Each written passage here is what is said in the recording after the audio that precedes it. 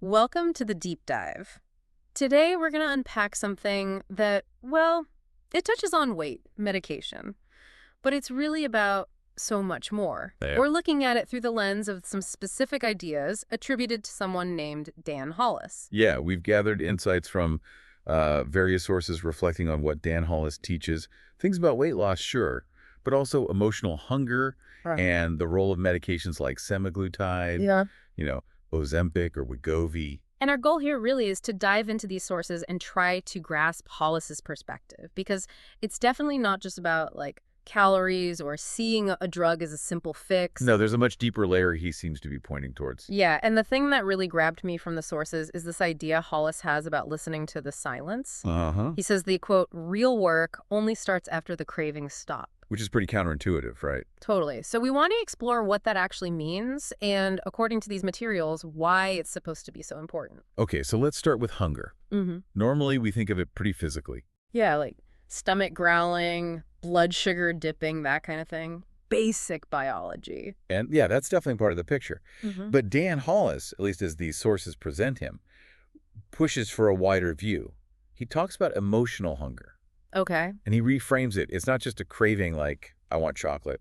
It's more like a question, a need asking to be seen, basically. A need asking to be seen. Huh, that's Uh. different. So the craving itself is maybe just the messenger. That's the idea presented. The sources suggest that this emotional hunger can get tangled up with all sorts of feelings, loneliness, boredom, stress, anxiety. Okay, the usual suspects. Right. But even positive things like joy or celebration, we get looped in.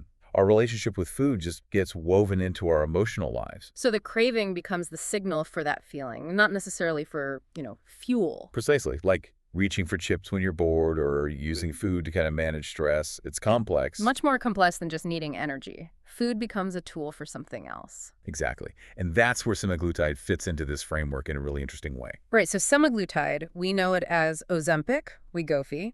It's a GLP-1 receptor agonist. Effective for weight loss, that's well established. Yes, the sources definitely acknowledge its effectiveness on the scale.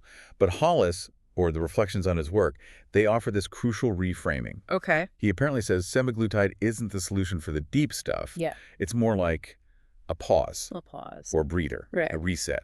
One source actually used the word window. Okay, a window, let's unpack that. How does it create this pause or window? What's the mechanism there? Well, by acting as a GLP-1 agonist, it basically tells your body and brain, hey, we're good here. It increases feelings of fullness, slows digestion a bit, Right. and crucially, it seems to turn down the volume on that constant, intense physical drive for food, that food noise people talk about. Ah, so quiets the physical static, the constant chatter for calories. That's the idea. It reduces the noise of the physical cravings. And the sources say when that physical noise level drops, something else often happens. The underlying emotional stuff, those needs or feelings that were maybe being drowned out or managed with food, they can become clearer, more visible.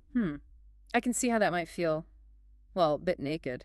If food was acting as emotional scaffolding, like one source put it, Yep. taking that away could feel exposing. Absolutely. It could be uncomfortable. But the sources stress that this is exactly where Hollis says the real change can begin. Because you're not just battling the physical urge anymore. Right, you're potentially face-to-face with whatever the urge was covering up.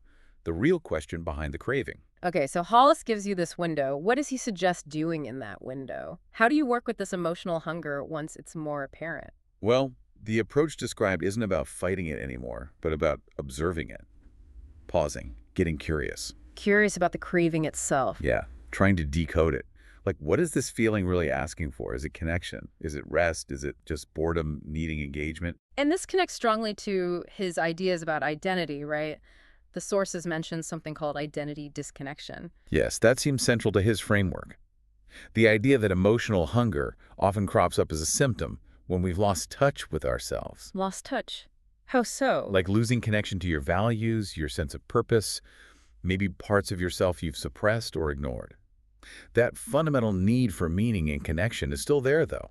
And food becomes a substitute. Potentially.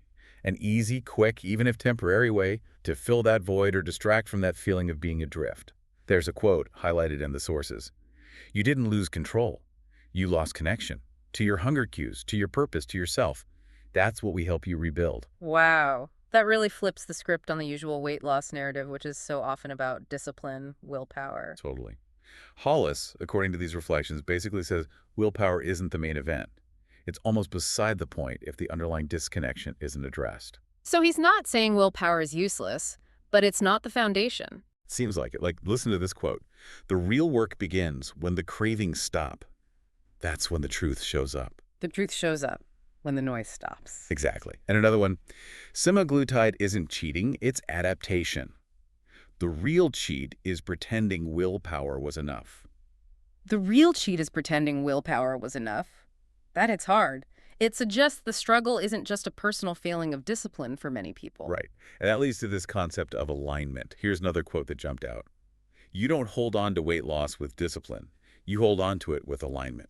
Alignment. So instead of forcing yourself with discipline, you align your choices with what? With yourself. With your true self, yeah. Your values, your actual needs, what genuinely matters to you. It's about setting things up so your actions flow more naturally from who you are, rather than constantly fighting against your own grain. So it's less about restriction and more about integration. That seems to be the direction. And the sources emphasize this. Every pound lost, every old habit quieted, needs a replacement.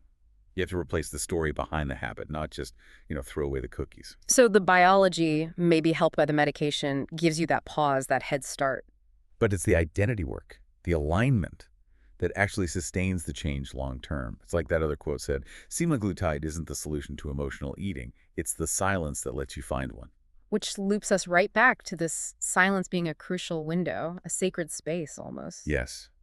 And the sources describe the healing that can happen there as, well, quiet, intentional, not some big dramatic lightning bolt. More like a slow build. Yeah, slow layering of new choices, new thoughts, new ways of meeting those underlying needs. It's about rebuilding from the inside out. So the medication doesn't do the healing, it just provides the quiet, the time, the mental space needed for that internal work. Exactly.